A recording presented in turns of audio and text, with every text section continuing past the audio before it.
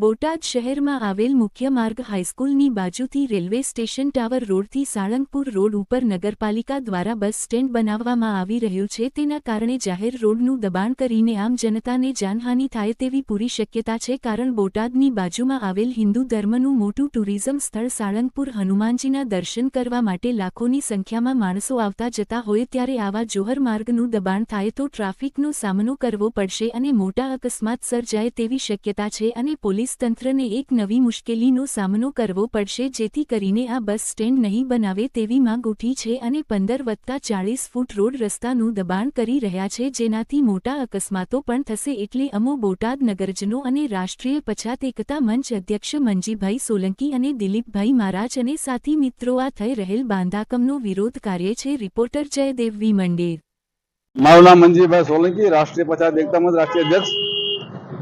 હવે મુદ્દો એવો છે સરકારમાં રહેલા અધિકારીઓ અને તંત્ર કે જેનો રાજા આંધળો એનો દળ કૂવામાં એવું સાબિત થાય છે કે ભય ભૂખના ભ્રષ્ટાચાર એ આ ભ્રષ્ટાચારનું નજરાણું બધાની સામે દેખાય છે કે રોડ માથે બાંધકામ થઈ રહ્યું છે। હું લાગે ભાઈ અત્યારે નાનો એટલો રોડ છે, રોડ બનાવવા માટે સરકાર મંદિર, મસ્જિદ, ગિરજાઘર ને ગુરુદ્વારા તોડી રહી છે। તો એ સરકારમાં બેઠેલા અધિકારીઓ અને બુદ્ધિ વગરના એન્જિનિયરોને ખબર નથી પડતી કે આ રોડ માત્ર બસ સ્ટેન્ડ બનાવાય નહીં।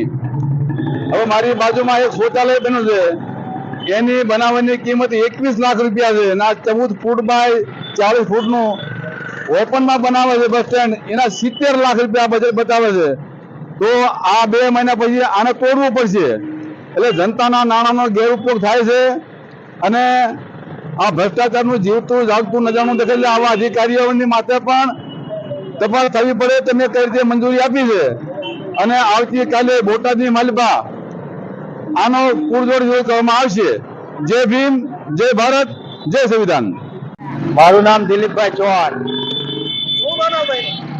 હવે બનાવમાં એવું છે કે આ લોકો ગેરકાયદેસર બાંધકામ બસ સ્ટેન્ડ ઊભું કરે છે અને એ રીતે પાછું રોડ ઉપર છે।